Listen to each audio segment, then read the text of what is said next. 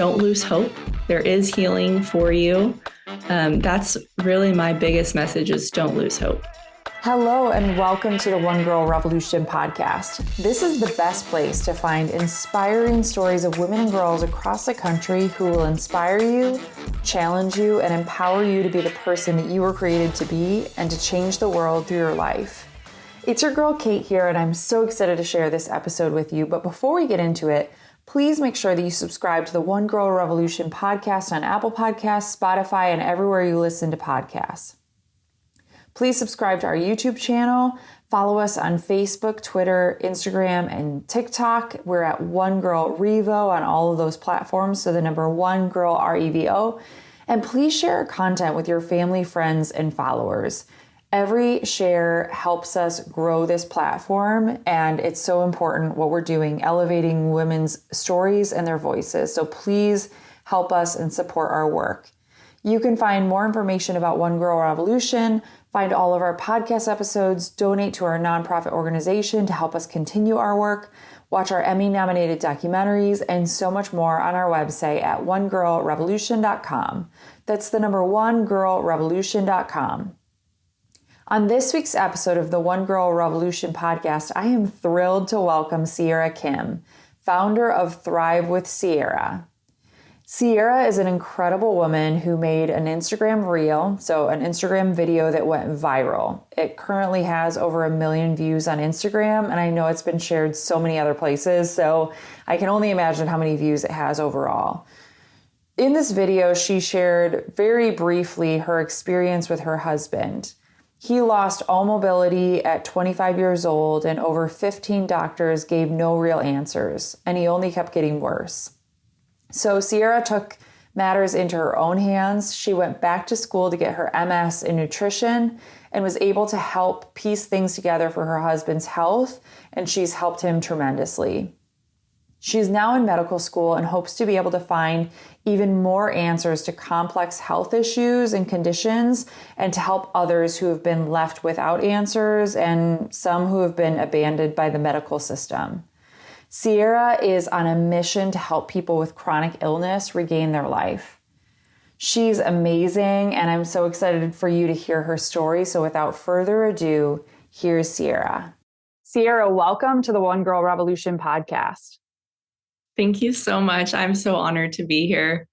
I am so excited to have you on this podcast. And I actually found your story because my sister, Moira, sent me a video that you had made on Instagram. And this is the power of social media where we can share our stories. And so I found that and then reached out to you. And I'm so grateful to have you on to talk about your story and about your experience with your husband and how he lost all mobility at 25 years old and over 15 doctors gave you no real answers and he only kept getting worse. So you went back to school to get your MS in nutrition, which I want to talk about all of this. And now you're in medical school to help others, help him and help others who've been abandoned by the medical system. So there's a lot to unpack, and your story really struck a nerve with me. And I know it will and has with so many other people because they maybe have been in similar situations. And I know, like I've shared with you before, that I've been in that same situation where, just like learning and asking questions and trying to kind of almost put the puzzle pieces of health together. So there's so much that I want to unpack with you. But before we get into that story, which is the big reason why I wanted to have you on the podcast, I would love to rewind and hear a little bit just about who you are, where you're from, and just a little bit about your early life. Sure. Yeah. So my name is Sierra, and I'm originally from Texas, currently living in Illinois for school, but born and raised in Texas. So, prior to getting into health and wellness, I actually majored in international studies, and my plan was kind of to go the political route, and I ended up as a data analyst. And in that job, I just really wasn't fulfilled, wasn't satisfied. And then, whenever my husband started having all of these issues and we started just realizing the lack of help we were getting in the medical community, I realized maybe I can be part of the solution. And that's what kind of eventually, I know we'll get into that a little bit more, but that is kind of what led me to where I currently am. But definitely it was not my plan. I always wanted to like go join the Navy and then eventually FBI. And so to be here today is just like completely not what I expected at all, but I wouldn't change it for anything. Isn't it amazing how life is full of many chapters, and sometimes we plan something and then life kind of throws us a curveball, especially with health and wellness journeys. I've heard so many stories, even through this podcast, of people that were like, I had all these hopes and dreams, or I was on this career path towards something else, and then something Yeah. happened and it just changed the trajectory. And I'm grateful to you for your yes to that, because sometimes we can just close our eyes to something and be like, no, I'm not going to pay attention. I'm just going to keep powering forward on what Yeah. my path was. Yeah. Yeah. It's definitely been a journey and yeah, it took years to get here. I wasn't like, I had no idea that I would end up here. I really wasn't even qualified to begin with because I didn't major in anything health related. So it's definitely just a lot of, I don't know, like I'm a, I'm a Christian. So just having God open a lot of doors is really what it seemed like to lead me here. So, yeah, I wouldn't have expected that. How did you meet your husband? Yeah, so we actually met at our church that we were both going to. We actually both went to the same university as well, but just different majors, had completely different life and university. So we eventually ended up meeting at church and we're friends for a little bit and then eventually started dating. I teased a little bit about your story. You and your husband obviously got married and then were living the dream, living this happy life, and then things started to change. Can you share that story? Yeah, so it was funny because it was actually on our honeymoon. He had the first flare of his health issues, and his foot was in a lot of pain, and we didn't really know what was going on. We thought maybe it was the shoes that he wore at the wedding or something. So that was really the start of it all. But it was so much more mild then. There was a couple days where he couldn't really walk on our honeymoon, but then it was back to normal after that. We would still go play tennis. We would work out every day together. Like life was totally normal. We didn't realize anything was wrong enough to go to the doctor. By the time he did start getting more severe pain more frequently, we would go to, many different doctors. He didn't really have a primary at the time. So we would start off going to just like an urgent care or something. And they wouldn't really do like a ton of diagnostic things. He was young, otherwise healthy. We didn't really drink alcohol. We don't smoke. We ate relatively healthy. So there was no reason for them to really dive any deeper than just saying like, oh, you have like plantar fasciitis or, some swelling in your toes. Maybe you need better shoes. And so the answers we were given all seemed like it was something more external that we could kind of change, like, oh, let's just buy new shoes. And that it just went on for so long. And then things kind of started getting worse and worse with his health. And these flares, as I call them, that he would have where he would be in a lot of pain. At first, it would be a couple days where he couldn't walk, and then he would be back to normal. Life is good. And then maybe several months later, it would happen again, and it would be a few days longer. And then eventually it got to the point where it was 2 weeks. And then whenever it was 2 weeks that he just like couldn't get out of bed, extreme pain, that's when I was like, something's wrong. Like, this is not normal. This is not bad shoes. This is not just plantar fasciitis, because everybody or a lot of people get that and it's not this serious. So that's when we really started visiting different specialists and trying to get their opinions and blood work and really dive deeper into what was going on. And by that time, we had maybe seen like 7 or so doctors. And then a couple of diagnoses were thrown out. We kind of went down that path to see if it was. One of them was gout. They had mentioned maybe it's gout. You do have some symptoms in that. Usually it's in the big toe. My husband's pain was more so ankles. So they were like, we don't think it's that, but we can check for it. And basically every time they would draw blood, it would show that he's fine. He doesn't have gout. And so it went undiagnosed for a really long time. And then it was really the summer of 2020, he had the worst flare, and he was out for really 6 months. He couldn't get out of bed like at all. Even to like sit up in bed was like excruciating pain.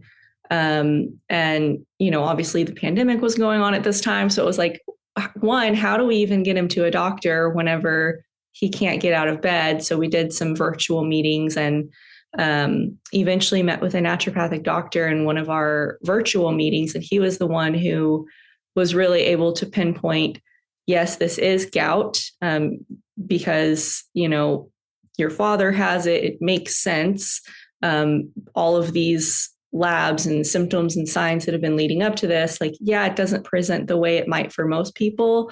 But he was really the one who was able to kind of point us in the right direction with that. And then since then, we had clarity. We were able to start treating the gout and, start making a lot of diet and lifestyle changes. And there has been a lot of improvement since then. But by the time he was diagnosed and we had figured it out, there was so much damage that had happened up to that point. So we're still, he's had so much improvement. He's walking now, which is still a miracle to me.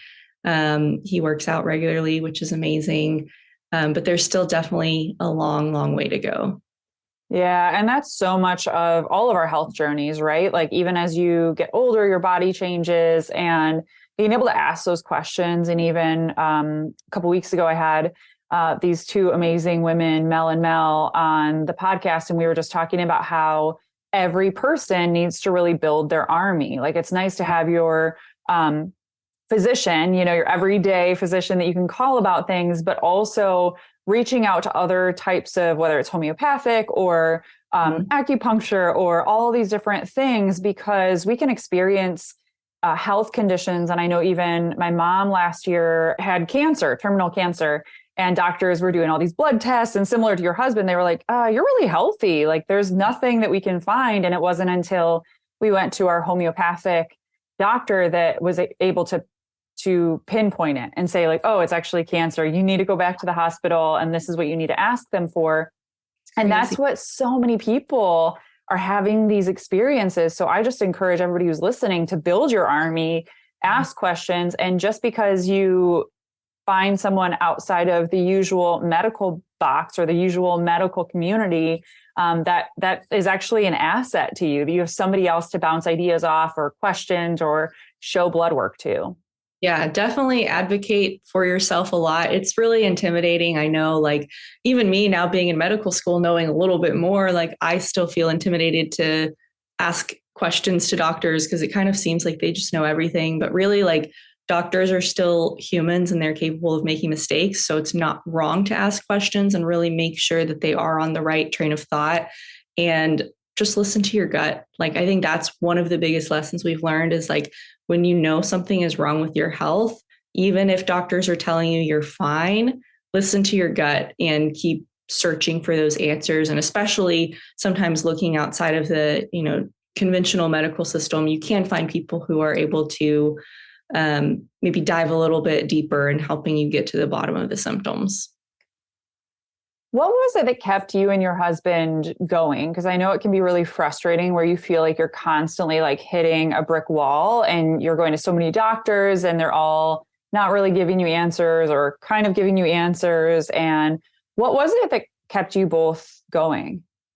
That's such a good question. I have the mindset that there's a solution to everything and we just have to find it. So I think just personally for me, I'm like, no, there has to be an answer. Like it's out there. Maybe we haven't discovered it as humans yet, but the answer is there.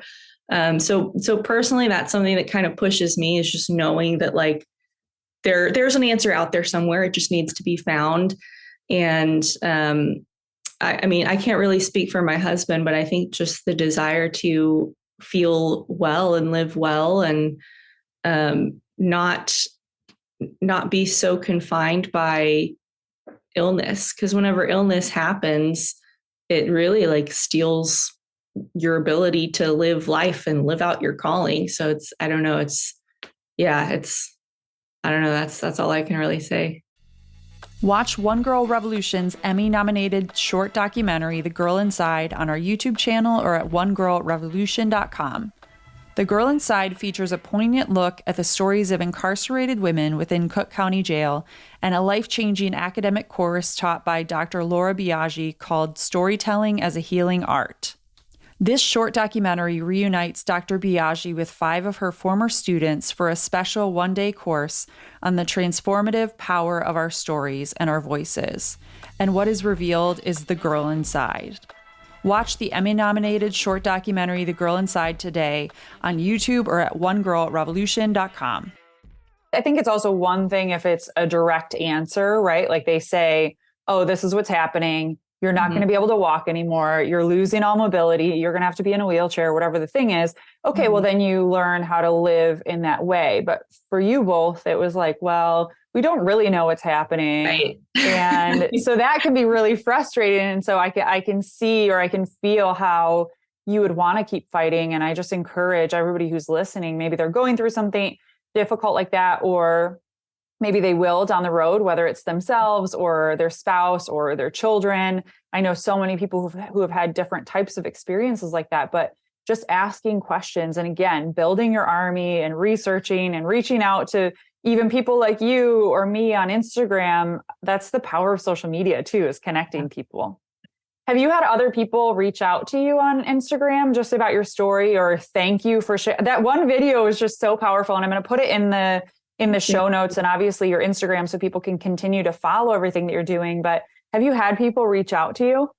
Yeah, I have. And actually, it's funny. Prior to that video, my followers were mostly just family and friends and closer people that I know. And so seeing that video resonate with so many people was just eye-opening to me. Kind of heartbreaking at the same time, because it's like, my goodness, how many other people have this similar story? But definitely like that video kind of just randomly blew up. I posted it maybe a month before it started getting a lot of views. So it did seem very random to me, but also very eye-opening and inspiring. And in that, a lot of people started messaging me, sharing their stories of what they've gone through in the medical community. And like I said, it's heartbreaking to see that we're not alone in that, but it's also inspiring and encouraging to know that we aren't alone. There are other people, especially, with chronic illness. A lot of times it can feel very isolating, like, especially being young and having a chronic illness. Like I always joke that we feel like 80-year-olds, like we don't really do things that most young couples do, but just to know that we're not alone, that's been really cool. And then also to hopefully be able to encourage other people who do have chronic illnesses and hopefully point them in the right direction. I'm obviously not a doctor yet, so I can't really do much on that front, but just to be able to be a listening ear and support them and validate what they're going through and hopefully give them some pointers of this is what helped us. Maybe this is a direction that you can start looking.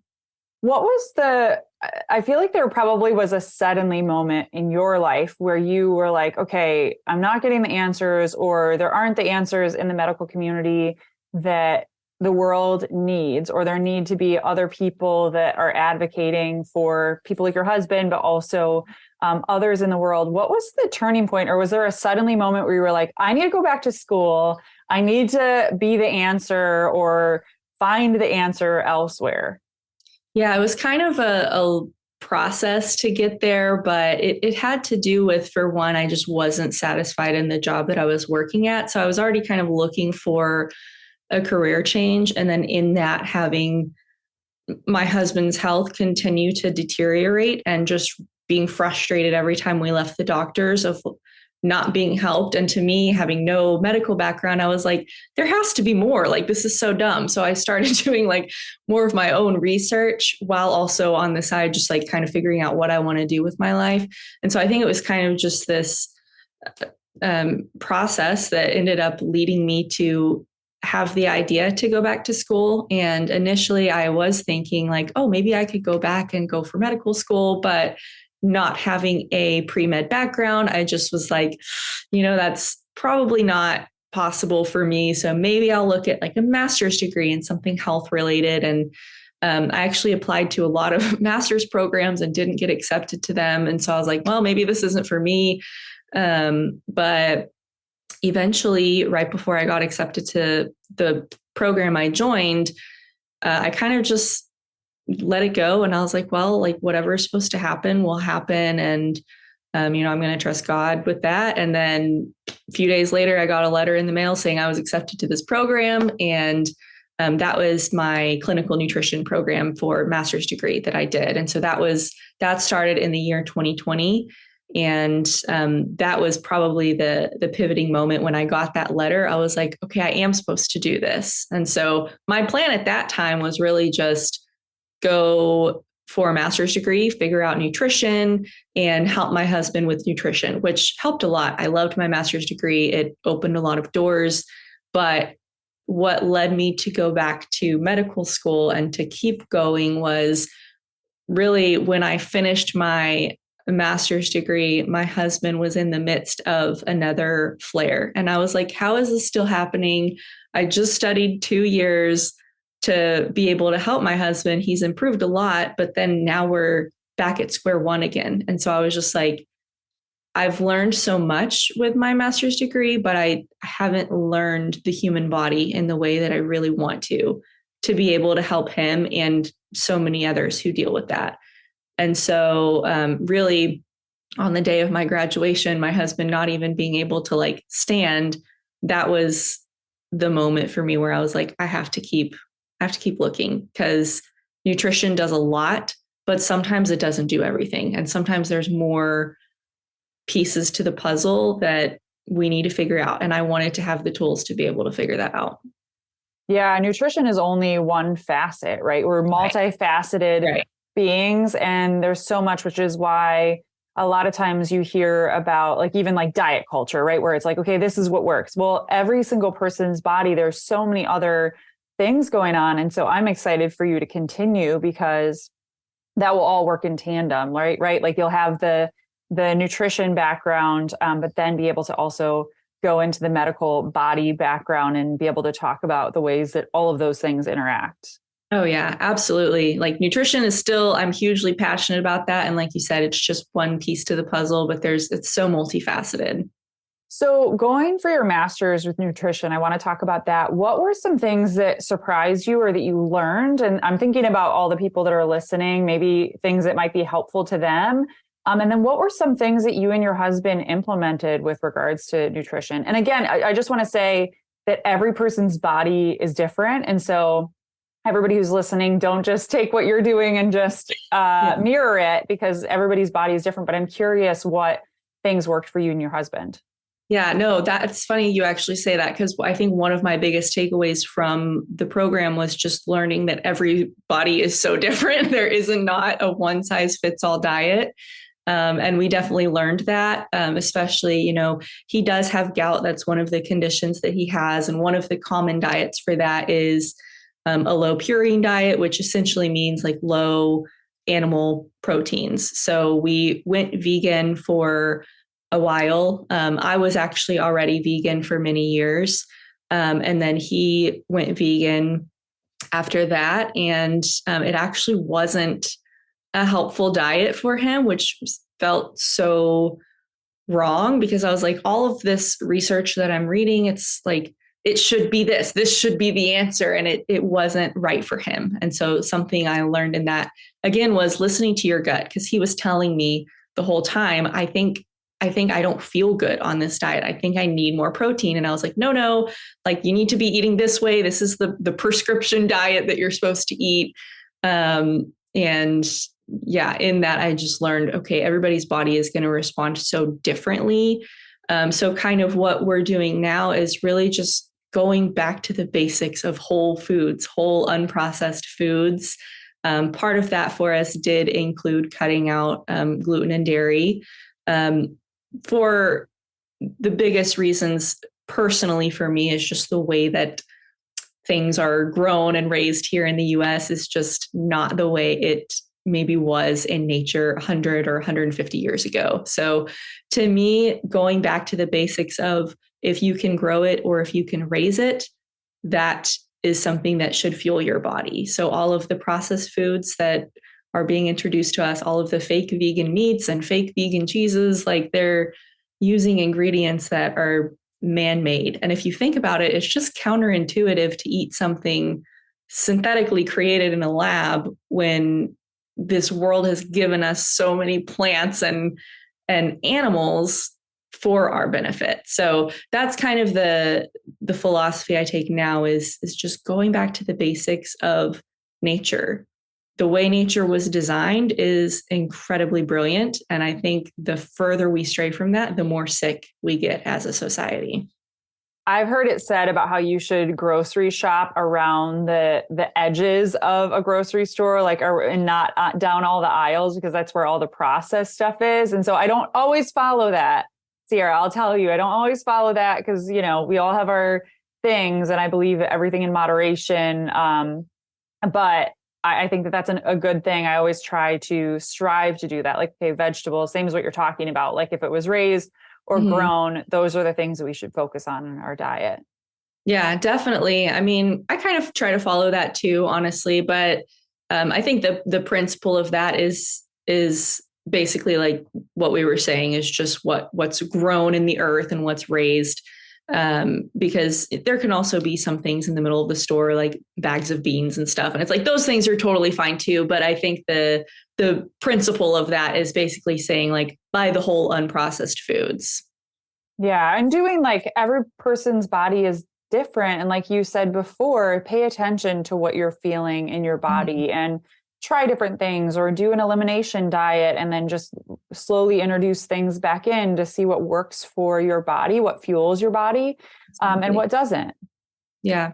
Yeah, definitely. Everyone's body is going to respond differently. And something that can be inflammatory for one person can be really healing for the other. So that's the kind of difficult thing is it's a process of elimination and it's so unique to every person and it takes time. So especially for those people listening, like if you're dealing with sickness and somebody else has had success with a different diet, sure, you can try it, but just keep in mind, like, yeah, listening to your body is going to be the biggest messenger. Keep a food journal of when you're eating something. How are you feeling afterwards?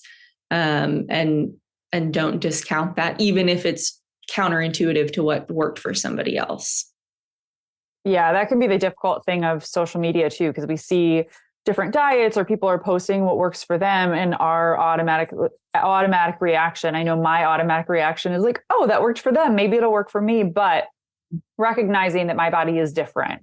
Exactly. And what fuels my body is different. And even, you know, workouts or what people do in an active sense or in, you know, with activities, like if it's something that doesn't feed your body, then don't do it. You know, not everybody does Bikram yoga. I know I did that one time and I was like, never again. I was like sweating buckets and I like felt miserable after. And I was like, nope, that's not the thing that I'm supposed to do. I'm going to find other bar classes or other things that really kind of fit my body. Yeah, I love that. So you and your husband, let's talk about your life now. I know you shared a little bit about how your husband is doing now, but what is life like now for both of you, and kind of where do things stand with regards to the medical community and what you're doing with nutrition and the homeopathic side of things?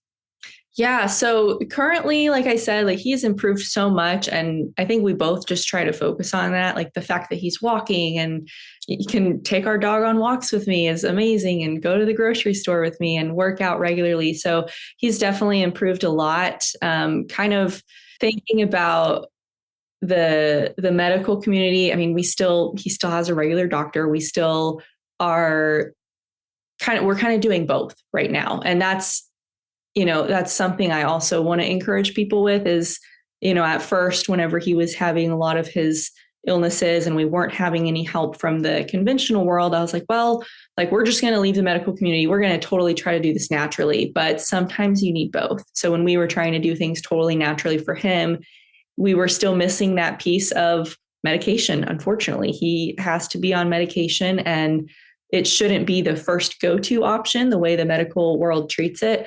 But medication is there for a reason. And so that's kind of currently where we're at is we're still doing both. So he is taking his medication, but I will always be searching for a replacement. And sometimes we've trialed taking him off and trying something else, monitoring his blood work. I'm very into data. So it's like, it's kind of fun for me, but he's my test subject. But we always are looking for something that can be permanent to get back to that totally holistic, natural solution. But in the meantime, sometimes it's okay to do both. And so that's kind of where we're currently at is, medication is something that we're using still, but we're also still eating whole foods, working out regularly. We have air purifiers. We drink pure water, which I believe those basic components of life are good starting places for people. So get purified water, purify your air. If you can't buy an air filter, get plants, open your windows. If you don't live in a highly polluted city, open your windows, get some airflow in, start with those basic things, have community, have a spiritual life, everything like that builds up who you are and builds your health. Addressing trauma is hugely important. So we're still going towards a lot of that, but until we can find something where he can completely be medication free, we're going to still be combining both.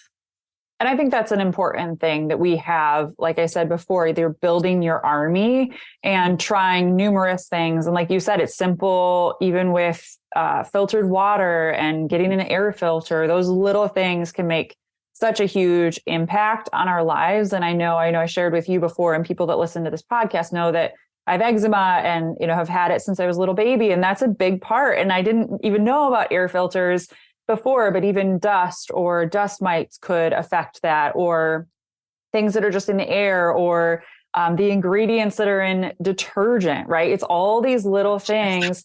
And I think people's eyes are becoming open to these things because we're realizing what's in our food, we're realizing what's in our environment and finding solutions. And there's not just one solution, right? Like we have to kind of pair all these things together, which is what I'm so excited about for you and for your future, because you've lived it. Yeah. You've experienced it and you've kind of piecemealed it together. And I know you're going to be able to help so many people too. Awesome. Yeah. I mean, that's my hope. That's my goal. But yeah, definitely don't discount anything that's in your environment, food, our products that we use. Gut microbiome is a huge topic these days, but that's the basis of health. So definitely starting with the basics. A lot of times when people start having health issues, it can be easy to be like, what are all the supplements I need to buy? What are all the extra things I need to do?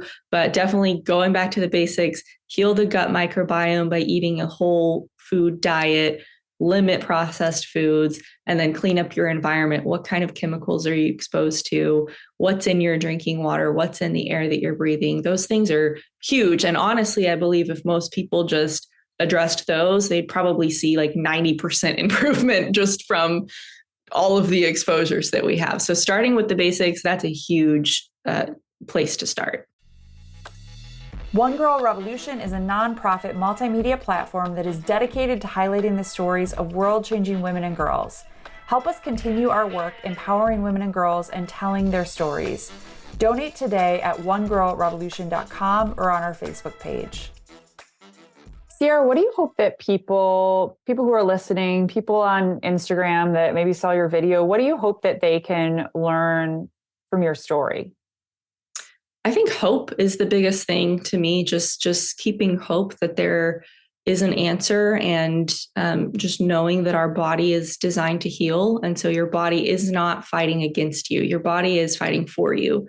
And that's why we get symptoms. So I don't want people to lose hope in feeling ill all the time, that there's just no hope for them ever healing. So that's the biggest thing for me is I want people to stay hopeful, because that's a huge part of healing too, is not losing that hope and that faith.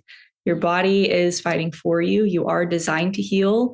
You just maybe need to give things to your body to support that healing, but your body is made to heal. It's totally possible. So just keep the hope, keep the faith. That's beautiful. Sierra, where do you hope that you go from here? I know that you're in medical school right now. There's a lot that is unwritten in your story, but where do you hope that you go from here 5 or 10 years down the line? Do you hope to become a doctor? Do you not know yet? What are you looking towards?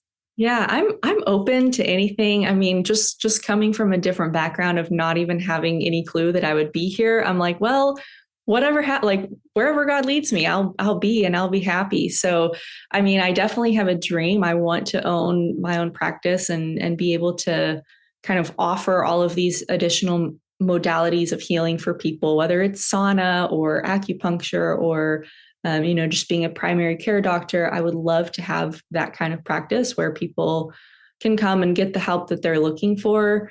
But I'm open to anything. I'm open to writing books. I love writing, so that's always something in the back of my mind. But um, yeah, I'm really open to wherever the doors open. Well, I hope that you write a book or many books, and I hope that you continue. I know you will continue on your Instagram and writing and sharing information for people. And like I said before, I will be sure to put all of your links so people can follow your journey and stay in touch with you. And I look forward to following where you go. I'm really curious about the root of what drives you. Like, obviously, your husband, your love for your husband is kind of the starting point. Obviously, your faith could be a component of that. But you just seem to have such a spirit of wanting to help other people. And why you're doing what you're doing is really looking towards the future of how you can use your story and your own experiences to help people. But if you could get to the very root of what drives you, what would that be? Yeah, faith is definitely a big component of it. Just me and my flesh, who I was, 10, 15 years ago, I was always the person who just like didn't care about other people. I was like, yeah, I don't care to help other people. So definitely faith has changed that a lot. Giving me a heart to love people and see their suffering, and then seeing it so intimately with my husband, watching somebody you love so much suffer so deeply, and then just knowing that other people are also out there suffering and maybe they don't have, a spouse or a close loved one to kind of be there and hope for them and help them. And it is an isolating journey going through an illness, whether you're old or young, it is very isolating. And so I don't want anybody to have to go through that alone. So it's multifaceted, but seeing it up close with my husband, having God put that heart in me to help others, it's kind of just everything. You've become such an advocate for not only yourself and your husband, but for so many people. And I know that is just going to continue to grow. Obviously, as your career moves forward and as your schooling moves forward, you're going to be able to help so many people. For people that are listening, what can they do to, I guess, get involved in what you're doing and or just to become an advocate for themselves and for others, just like you are? Yeah, I mean, couple things. I would say, for one, advocate for yourself. Don't be afraid to ask your medical provider questions. And then if you don't have any kind of illness that you're dealing with, for those around you, advocate for them, listen to them. Just realize it's hard whenever you have a chronic illness. So for those who don't, be extra graceful for those who do, because there are difficult things in life that maybe somebody with a chronic illness can't commit to showing up all the time. And that's a really big point of, I think, hurt for a lot of people. So if you're on the other end of where maybe you don't have a chronic illness, but you want to kind of help and just raise awareness, I would say start by just supporting and listening to those around you. If they do have an illness, if you see somebody in a wheelchair and then you see them walking, like, just understand that people can use mobility aids for many different reasons. Even if somebody looks totally fine on the outside, they could still be having illnesses going on internally. So I guess the way to support, I would say, is just being graceful and understanding. And then if you yourself have an illness, find that community, find that support group. I'm in so many support groups on Facebook. I'm not even the person who's ill, but I'm still in support groups just to know that you're not alone. And it also helps provide other resources, because maybe there are things you haven't thought of yet or resources you haven't tapped into yet that can help you get that help that you're looking for. What were some resources that helped you on this journey? I know you mentioned support groups on social media. I know myself, I'm still a part of so many different things on Facebook, and even just to see other people's experiences and they're sharing resources that work for them or have helped them. But can you share any resources for our listeners that might be helpful? Yeah, definitely. A lot of doctors on Instagram actually that I follow. One of them is Dr. Christian Gonzalez. He has amazing resources on his Instagram, and he's actually been a good resource that I turned to a lot, especially in the beginning when I was trying to figure out more pieces to the puzzle. That was very eye-opening. There's another woman. Her name is, I believe it's Ali. Her Instagram is Empowered Autoimmune. She also has a lot of resources, but definitely people on Instagram, especially, I tend to look for people who have a little bit more credentials, just so you know that what they're sharing is a little bit more evidence-based, but really anybody who's gone through the journey, like they've lived it and they understand it. So I would say utilizing the free resources on Instagram, Facebook, the support groups that you can join on Facebook are amazing. For me also just being in school, that gives me access to a lot of resources. So my professors have been a huge resource to me. I probably bug them with how many questions I ask them. But to me, if you're in school, you're paying to be there. So you have every right to ask every question in lectures and ask your teachers or professors the questions that maybe you might not feel comfortable to ask your doctor. Now, that's really only more relevant to those of you in school still. But yeah, just don't be afraid to use the resources around you. If you have friends or anything like that who can help, ask them. Don't be afraid to ask for help. Yeah, in social media, I have had so many experiences. You're one of them, Sierra, where I've literally cold called somebody and been like, "Hey, do you want to come on the podcast?" But also to reach out to people. And if there's something that you see that they share, or many of these doctors that you shared, I will be sure to post their links as well as yours, so people can follow the people that you're following and follow you as well. But a lot of people that are on Instagram, they're happy to share other resources or answer questions if people have them. So build your army even that way, right? Like build your army with doctors and nutrition and all the different things that we've talked about in this podcast, but also on social media. Use it to feed your life and feed your soul and find answers to the things that you're experiencing. Yeah, exactly. Sierra, I always end this podcast on 2 questions, and I've loved spending time with you and loved sharing your story. And I can't wait to continue to follow everything that you're doing. But before I let you go, I always end on 2 questions. So the first one that I'll ask you is, who is a one girl revolution in your life? You're a one girl revolution in my mind. And I know that you're going to continue to be that one girl revolution as you continue to grow and evolve and become the woman that you were created to be. But who is a one girl revolution in your life, a woman or girl that inspires you? Yeah, that's such a good question. There's so many, so it's hard to pinpoint. Definitely, I have 3 older sisters. They've all been very influential in my life and inspiring in different ways. And they've all always been my biggest supporters, my biggest fans. So they've definitely been a huge part of my journey.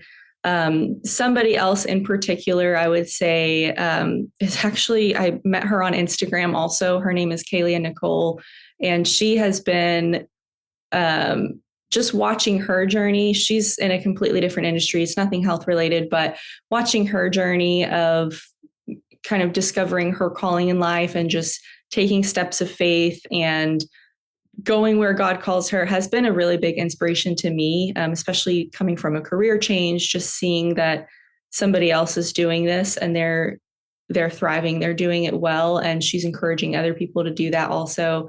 That has been something. I've been following her journey for years. So she's definitely been one person I would like to call out and just acknowledge that, because she's been a light, not only to me, to so many others. She's got lots of followers, but she's definitely been a big inspiration to me. That's beautiful. And I think it's so important for us to also surround ourselves with our sisters, women that support us and that inspire us, like you shared, and even fill your Instagram with those people, because a lot of times we can fill our Instagram with people that are not challenging us or inspiring us. And so that's really beautiful that you brought her up. So this podcast is all about women and girls. And so the last question that I have for you is, if you could leave women and girls around the world with one message, what would it be?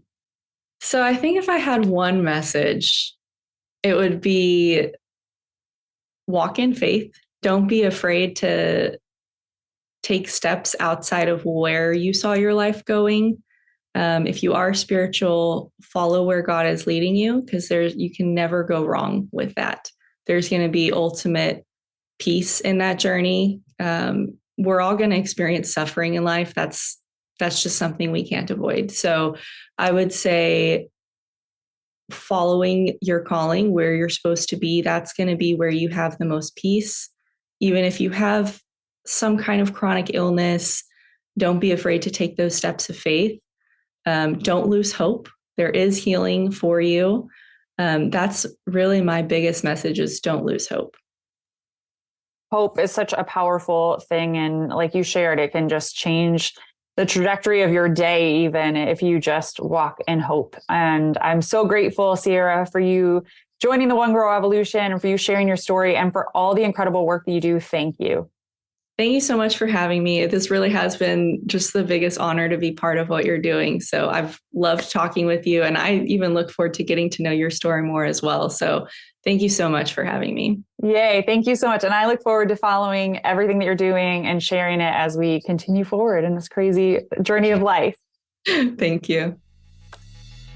Please follow us on Facebook, Twitter, and Instagram at One Girl Revo. That's the number one girl REVO.